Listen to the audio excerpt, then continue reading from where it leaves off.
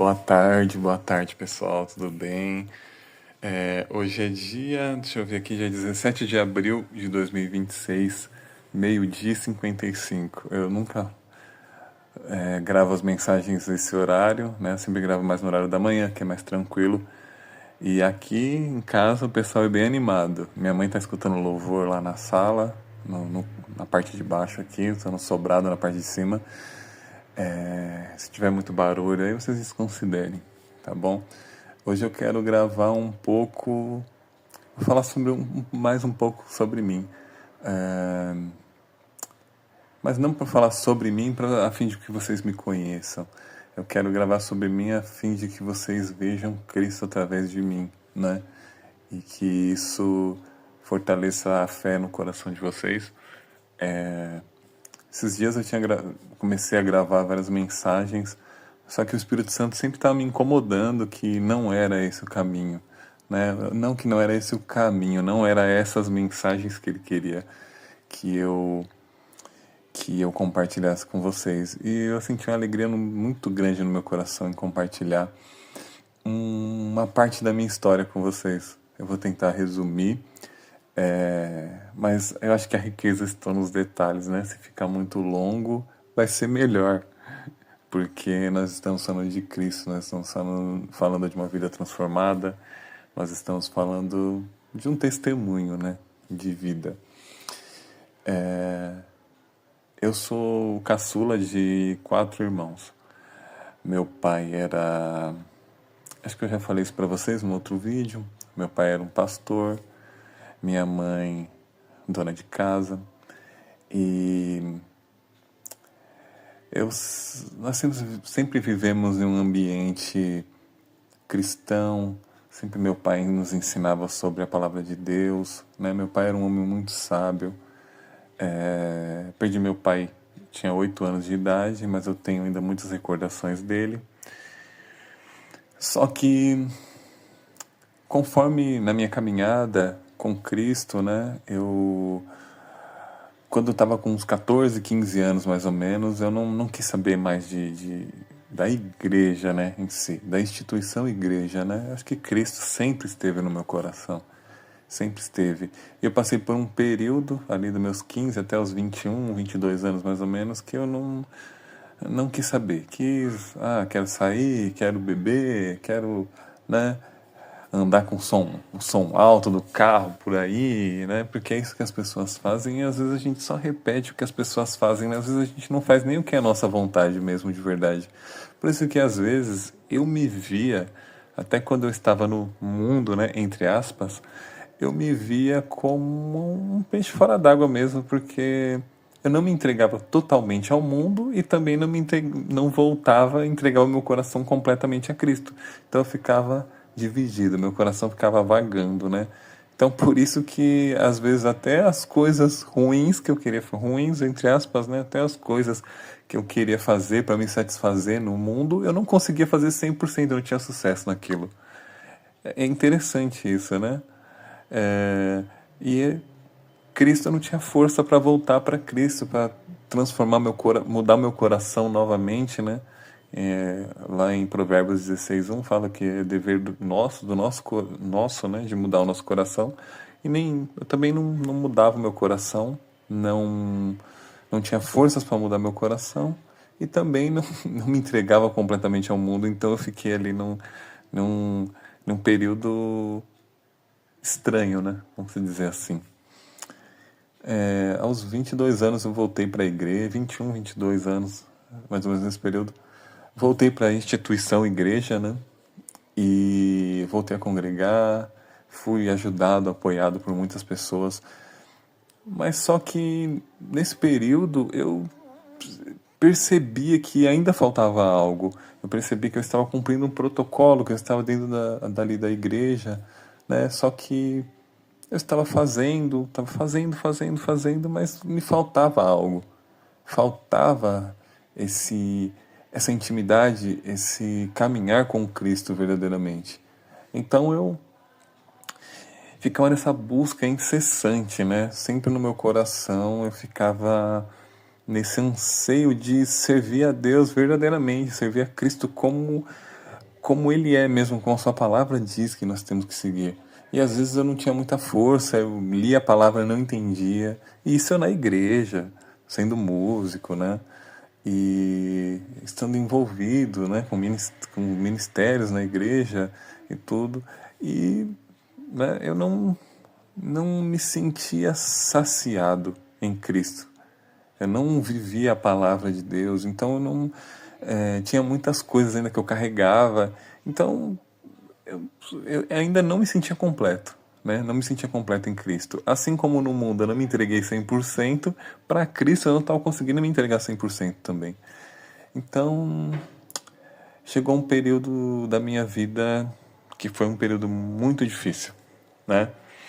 Mais ou menos ali em 2010, 2011, mais ou menos, eu comecei a ter algumas crises, vamos dizer assim.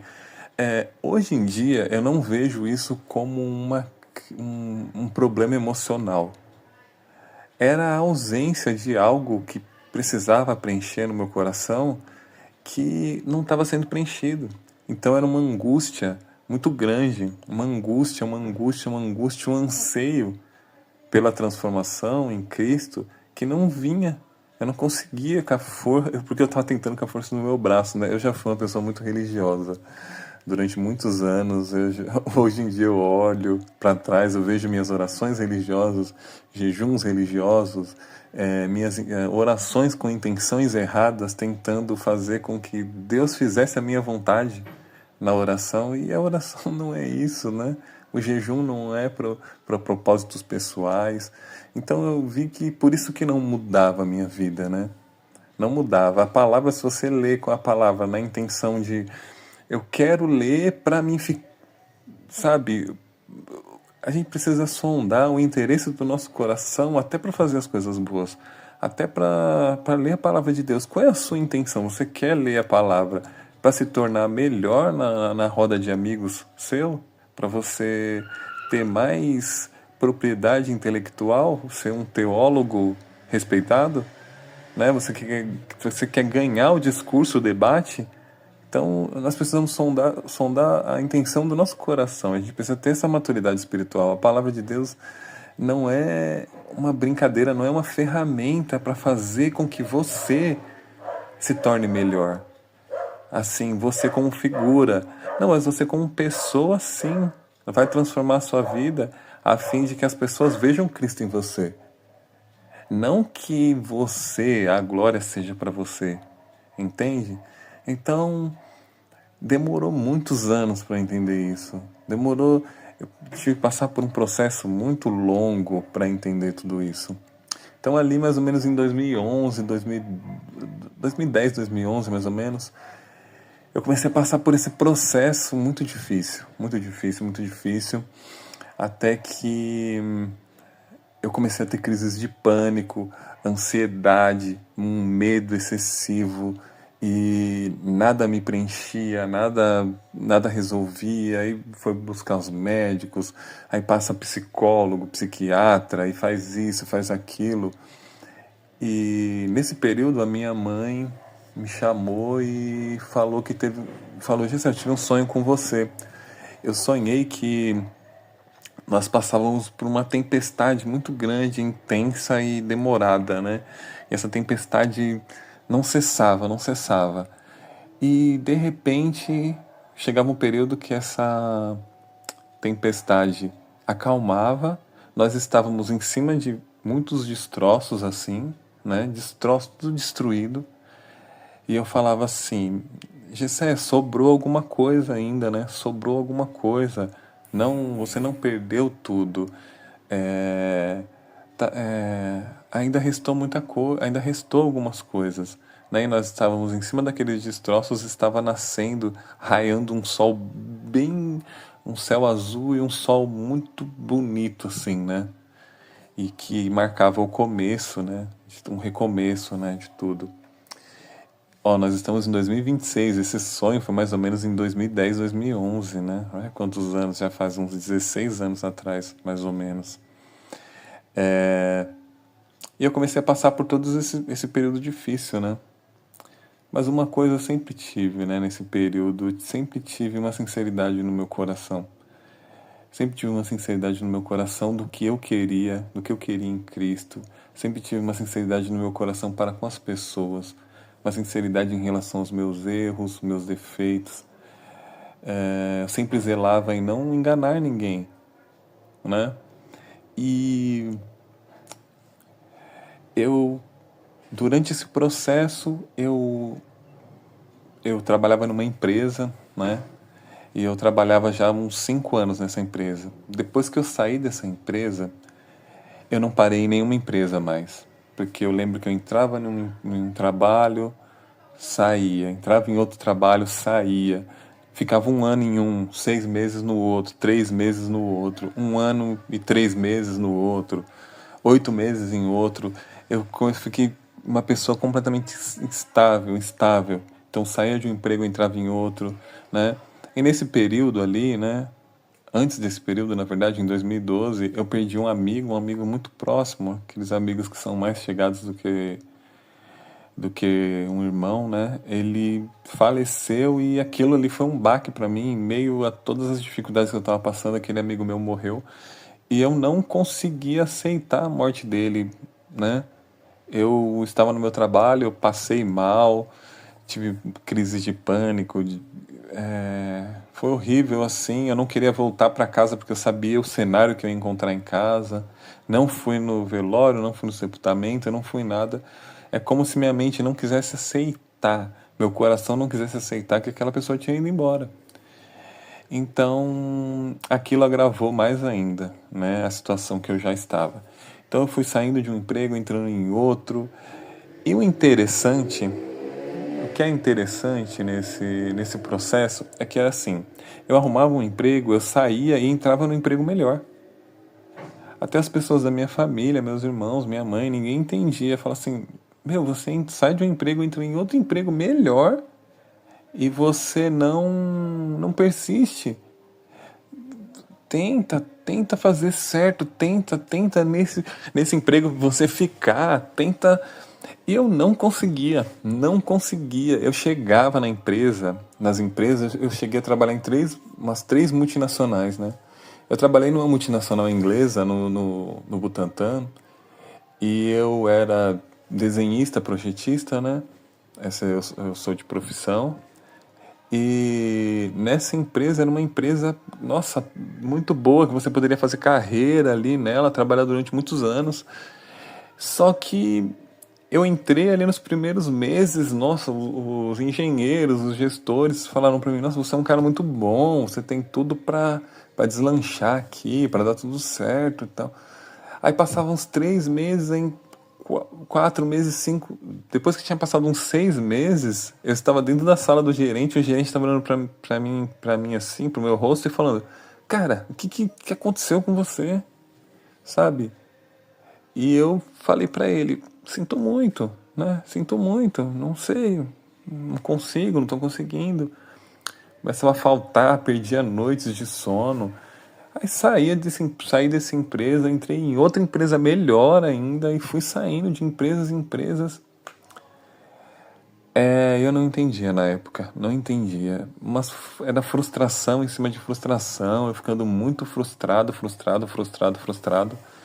Eu já não estava aguentando mais aquilo estava acabando, me consumindo essa estabilidade profissional. E eu comecei a escutar de tudo quanto é lado várias vozes, né? As pessoas começaram a não acreditar mais em mim. Ninguém, não tinha uma pessoa mais que acreditava em mim. As pessoas começaram a falar, ele é vagabundo mesmo, acho que ele não quer trabalhar. Ele não quer, acho que ele quer ficar nessa situação que ele tá aí. E eu nunca aceitei isso pra mim. Eu caía, só que eu levantava e ia atrás e arrumava outro emprego melhor. Isso, né? E é, isso era incompreensível para mim, para as pessoas da minha família, para as pessoas próximas de mim. E eu lembro que chegou um período que ninguém acreditava mais em mim, né? E até que mesmo assim, eu conheci uma pessoa, tive um relacionamento, um namoro que foi muito bom, um casamento, né? Eu mesmo em meio a todas essas circunstâncias, prestem bem atenção, eu nunca parei. Eu caía, eu levantava, caía, eu levantava. E em meio a todas as circunstâncias ruins, eu não pensei assim, ó, como eu vou me casar desse jeito? Como eu vou ter um filho desse jeito? Não. Mesmo em meio a todas essas circunstâncias ruins, eu não deixei de continuar. Não deixei, não deixei. Eu sempre caí e levantava. Eu conheci uma pessoa espetacular, a Letícia, minha ex-mulher. Uma pessoa. O nosso namoro foi um namoro muito saudável, muito bom. Ela era uma pessoa, sempre foi uma pessoa muito companheira, legal. Depois nós nos casamos, né? Então continuamos ali a caminhada junto, agora ela compartilhando. Desde o início eu sempre deixei bem claro para ela, ó, Letícia, eu tenho um propósito, né? Eu vou passar, vai acontecer, né? Acredita, vamos comigo, né? E eu deixei muito a desejar dentro do meu casamento, assim como eu deixei a desejar na minha vida, para as pessoas que estavam ao meu redor, para as pessoas que, que acreditavam em mim, acreditavam no meu potencial. Desde muito novo as pessoas sempre falavam para mim, você é muito inteligente, você é muito inteligente. Só que eu não conseguia fazer com que essa inteligência produzisse, sabe? E essa inteligência, eu entendo que era uma inteligência terrena, uma inteligência carnal. E o Senhor estava me chamando para ter a sabedoria do alto, sabe? E foi difícil, difícil, difícil muito esse processo. Então, aí ali no meio do meu casamento tive muitos problemas, né? Tive muitos problemas. Eu fui o problema dentro do meu casamento, né? Eu fui o problema dentro do meu casamento. E mesmo assim, vamos ter uma filha, né? E foi também uma atitude de fé, mesmo sabendo que as coisas não iriam, não vai, e mesmo assim vou ter uma filha, né? Tivemos, né, nossa filha, e o tempo foi passando e as coisas e eu entendo, né? Hoje em dia eu tenho no meu coração a Letícia como uma pessoa muito especial, né? Nós estamos divorciados, mas eu tenho ela como uma pessoa muito especial. Ela é a mãe da minha filha. Eu perdoo ela, eu me sinto perdoado por ela também. Ela não era obrigada a passar esse processo comigo, né? Claro, eu deixei claro no começo que eu estava passando por esse processo e que um dia isso iria cessar, que um dia a tempestade ia cessar e o sol ia raiar. Só que nós não temos que culpar as pessoas, nós não temos que julgar porque elas não quiseram continuar a jornada conosco. Isso é normal, isso é normal. Nós não temos que falar, você não quis, você não, ela está certa, certíssima. Eu a perdoo, eu me sinto perdoado também por ela. Ela seguiu o caminho dela, né? Eu espero hoje que, né? Eu gosto muito da Letícia. Espero que ela encontre uma pessoa maravilhosa. Eu oro para que seja suprido todas as necessidades dela, tudo que ela quis em um marido, tudo que ela quis num companheiro, que ela encontre, que ela viva isso, sabe? Aquilo que eu não pude proporcionar. Então eu me sinto muito bem resolvido com isso, muito bem resolvido. E, né, nós nos divorciamos, tudo bem, tudo tranquilo. E eu continuei a minha caminhada de novo. Eu entrei em outro trabalho, não deu certo, entrei em outro também, não deu certo, e continuei. E aonde ia parar isso? Aonde que. Não sei, eu não sei. Eu só sei que Cristo estava comigo em todo momento. Sei que Cristo estava me observando em todo momento. Ele estava me apoiando, me segurando com as mãos em todo momento. Eu tenho plena consciência disso.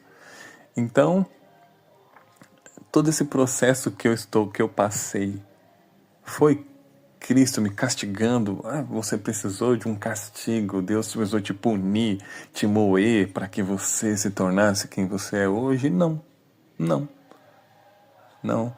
Deus é bom, bom, bom e somente bom. Ele é amor. Deus não pratica o amor. Quando nós vemos alguém praticando o amor, é a essência de Deus ali se manifestando. Deus, ele é o amor. Ele é bom. Ele não tem como ele ser diferente disso. Então, esse processo que eu passei, eu entendo como eu deixei as circunstâncias ditar a minha vida. Eu me agarrei nas circunstâncias e por isso que eu passei por esse processo. Mas nosso Deus, ele é tão misericordioso, tão poderoso, que ele usa das circunstâncias para moldar o nosso coração, para nos trazer para perto, para nos testar. Não significa que ele produziu aquilo. Às vezes nós vemos uma criança doente com câncer. Você acha que Deus coloca câncer nas crianças? Você acha que Jesus coloca câncer nas crianças a fim de provar a família, provar o pai ou a mãe? Não.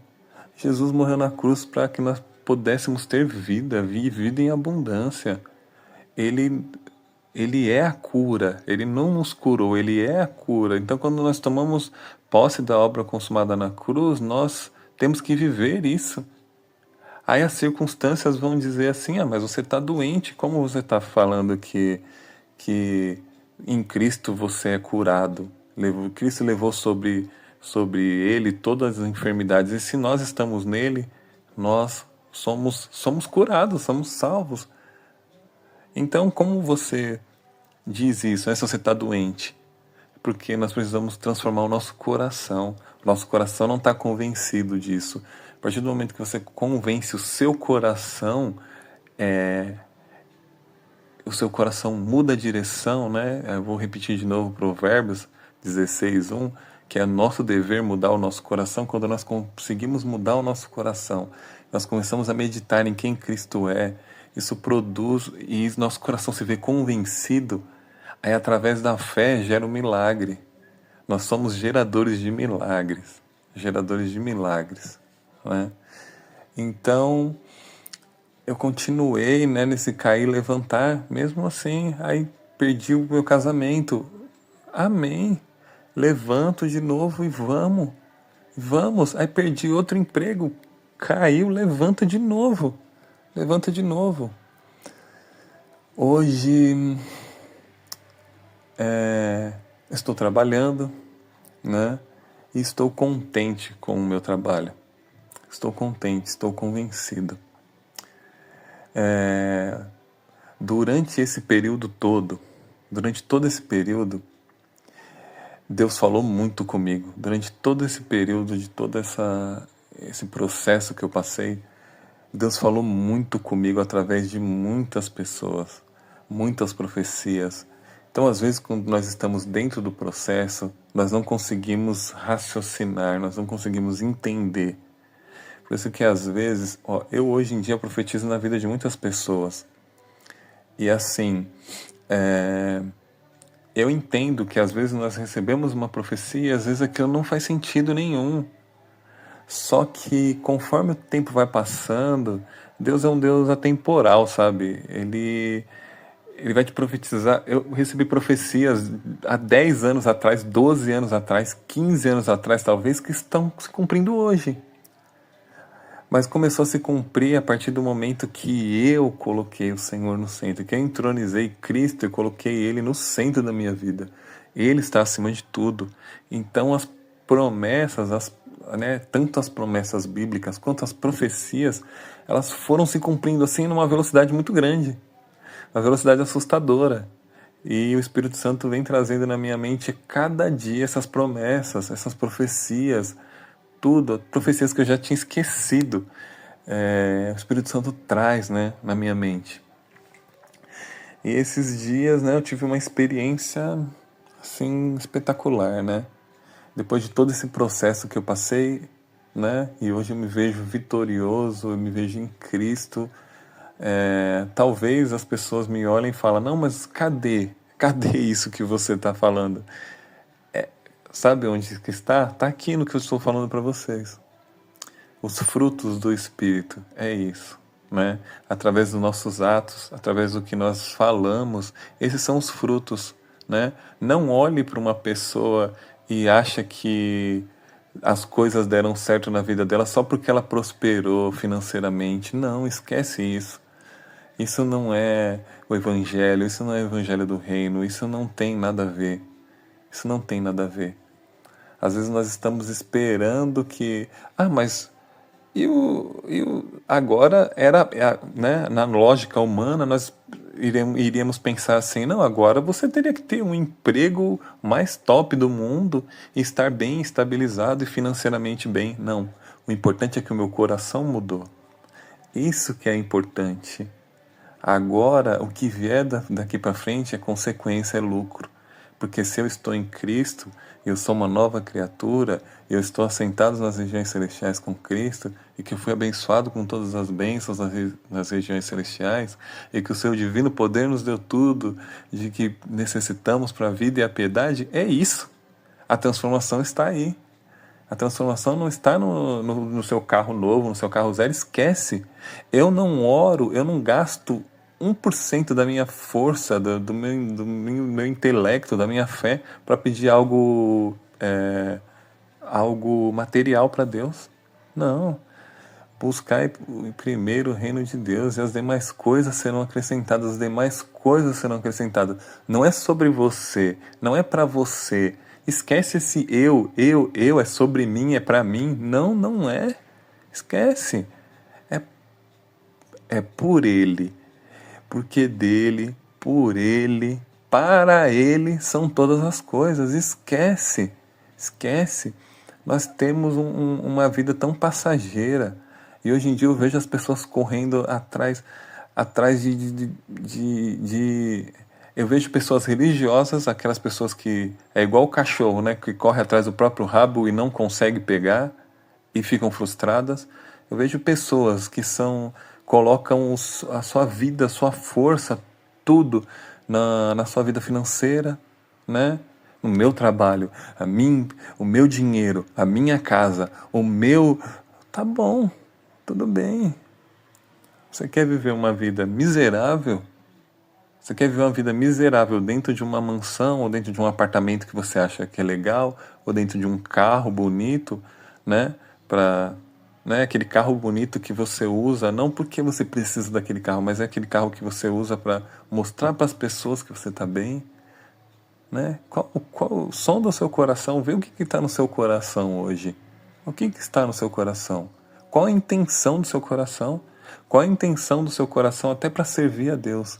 O que você está buscando em Deus? Se hoje eu falasse para você assim, você vai servir Jesus, só que Jesus não vai te curar de nenhuma enfermidade, você vai no médico, se vira, e Jesus não vai te dar nada material. Será que você continuaria seguindo Jesus?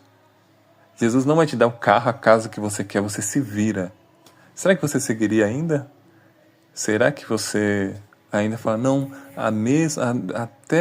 até assim o Senhor é a minha salvação, a minha esperança está nele. Nós estamos aqui, isso aqui é passageiro. Eu estou em Cristo. Será que seria esse seu pensamento? Ou você, talvez, né, falaria assim... Ou talvez se você tiver coragem, né? Acho que você não tem coragem de dizer isso. De reconhecer no seu coração a intenção. Entende? Então, hoje, essa semana passada, na verdade, eu estava em comunhão com Cristo, meditando no Senhor, meditando em quem Ele é, meditando no seu amor, meditando na sua palavra, e eu tranquilo aqui no meu quarto, até que eu estava nesse momento, aí fui trabalhar. Depois, quando eu voltei e já fui pro meu quarto, porque, nossa, eu tenho muito prazer em estar em comunhão com Cristo. E o meu quarto, parece que ele representa esse lugar. Então sempre eu vou pro meu quarto. Às vezes a minha mãe vem no meu quarto e fala, tá tudo bem? Tipo assim, porque eu tô muito tempo no quarto, mas é porque o meu quarto representa essa intimidade com Deus, né? Representa para mim, né, isso. Um lugar aonde eu vou. Não que exista um lugar específico, isso é muito religioso, não. Em todo lugar que eu estou, no meu trabalho, na rua, caminhando, eu estou meditando, estou levando Cristo comigo, né? Cristo está comigo. Então, eu sempre tenho esse momento de intimidade, sempre. A minha oração não tem amém, não tem amém. Eu só continuo, né? Eu só continuo, eu só trago mais intimidade. Depois, no dia a dia, a sensação, né? Mas isso não acontece, é que Cristo vai estar um pouco mais longe, mas depois você vem, traz mais intimidade na meditação ali, pensando na palavra do Senhor, pensando no seu amor, na sua grandeza, na obra consumada na cruz. Então é isso. Aí eu cheguei do meu trabalho, tomei um banho, tomei café, falei, agora eu vou deitar e vou orar. Quando eu deitei, o Espírito Santo falou assim para mim, não, hoje você não vai orar, hoje você vai ouvir, hoje você não vai falar, você vai ouvir. E o Espírito Santo fez uma retrospectiva da minha vida toda. E a retrospectiva da minha vida toda é o que eu estou contando para vocês aqui hoje. O que as pessoas achavam que era você está saindo de um trabalho, entrando em um, saindo de outro, o que eu chamo isso de fé. É esperança de que uma hora vai dar certo. Cristo está comigo. Vai dar certo, vai dar certo. Uma hora vai dar certo, uma hora vai dar certo. Você casou, mesmo quando as circunstâncias diriam que nada ia dar certo, você casou. Você teve um filho, planejou ter um filho, mesmo quando as circunstâncias diziam todas que não, você foi. Aí agora o casamento acabou, você se levantou em Cristo novamente. Isso é fé. Eu, eu achava com os meus olhos carnais que eu era a pessoa com menos fé que pudesse existir no planeta. Só que hoje eu vejo a fé que Deus já tinha depositado no meu coração para eu passar por todo esse processo. Hoje eu me sinto satisfeito em Cristo, em todos os aspectos. Hoje eu me vejo muito sozinho aos olhos carnais, mas ao mesmo tempo eu me vejo muito bem acompanhado, né? E daqui para frente eu quero só seguir essa caminhada, eu só quero contemplar o agir de Deus na minha vida. Deus tem me ensinado muitas coisas, Deus tem me ensinado nesses últimos dias a não julgar, Deus tem me ensinado a amar verdadeiramente, né? Eu tenho aprendido muito nesses últimos dias, tenho tido um relacionamento íntimo com o Espírito Santo. Então, hoje eu me sinto satisfeito e hoje eu me sinto justificado pela obra de que Deus fez na minha vida, né? E daqui para frente eu vou caminhar em fé, continuar caminhando em fé, né? Não esperando que algo material aconteça para confirmar o que Deus fez na minha vida espiritual. Não, não, não, jamais vou fazer isso. E é isso que eu queria compartilhar com vocês. Deus abençoe. Espero que isso acrescente muito mais a sua fé, que você tenha um ponto de vista diferente, que você comece a orar para que Deus abra os olhos do seu coração para você ver as coisas, para você ver o processo que você está passando. Às vezes você está passando por um tormento difícil. Faz o seguinte, acalma o seu coração, fica em Jesus, né? Fica em Jesus, agradece a Deus por você estar passando por esse processo. Agradeça, agradeça. Senhor, eu não sei, só sei que o Senhor está no controle, sei que o Senhor está tomando conta de tudo, né? contemple Cristo, só não peça nada. Tudo já nos foi dado, não peça nada. Não foque no problema. Sua oração não deve ser focada no problema. Ora para o Deus da solução. Ora para Ele. Não trate Jesus como né, não faça essa prostituição espiritual. Que é essa? Nossa, que forte, né, dizer isso. Prostituição espiritual eu vou a Jesus, a Deus, só porque para que Ele faça o que eu quero e pronto, né? Vou dar um exemplo para vocês aqui, já está quase encerrando, mas eu vou continuar. Vou dar um exemplo para vocês. Nós, né, somos a noiva, somos a igreja de Cristo. Imagina que você vai casar com um cara, você mulher, você homem vai casar com uma mulher. Imagina, ele é bilionário, tem todo o dinheiro do mundo, está com ele. Aí você vai se casar, aí quando chega no altar você fala, vamos casar logo, casa logo, casa, vai. O padre, o pastor, não sei, o cerimonialista, casa logo, vamos casar. Aí o noivo vai falar assim, mas por que essa pressa para casar? Não, porque eu quero logo pegar o seu cartão de crédito e sair gastando. Você acha que é interessante isso? Você acha que isso é evangelho? Você acha que Cristo é isso? Você acha que Cristo é isso? Pense bem, sonda o seu coração, vê se lá no fundo, pensa bem por que as suas orações não são atendidas. Para pensar por que não são atendidas. Por quê? Veja a intenção. Por que não? Volta lá no seu coração, vê a intenção do seu coração através da oração.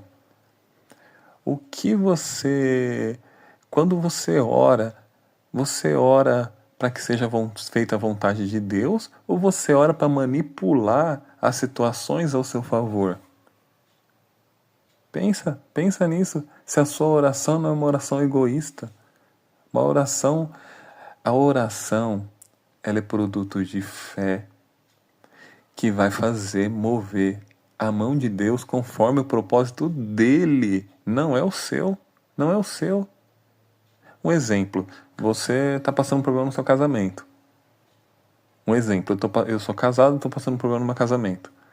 Aí eu estou orando para Deus assim, Deus, muda minha esposa, faça com que ela faz isso, faça com que ela entenda aquilo, faça com que ela... Você acha que a sua vontade sendo feita vai ser a melhor? Você pode orar, e para que aconteça isso, pode orar 10, 20 anos. Não vai acontecer. Não vai acontecer. Agora, muda a sua oração. Ora a Deus e fala, Senhor, seja feita a sua vontade. Um exemplo, você tem um problema no seu casamento, você tem um problema no seu trabalho. Senhor, que seja feita a tua vontade na vida da minha esposa, do meu marido. Que ele entenda quem é Cristo na vida dele, que ele tome posse da obra consumada na cruz, que ele entenda que ele está sentado nas regiões celestiais com Cristo, que ele entenda que ele é uma nova criatura. Essa é a oração. É a oração para que seja feita a vontade de Deus, não a sua. Não a sua. A vontade dele é boa, perfeita e agradável, não é a sua vontade. Então é isso que eu queria compartilhar com vocês hoje. Fiquei um bom tempo sem compartilhar nada, mas hoje estou de volta. Um abraço, fique com Deus.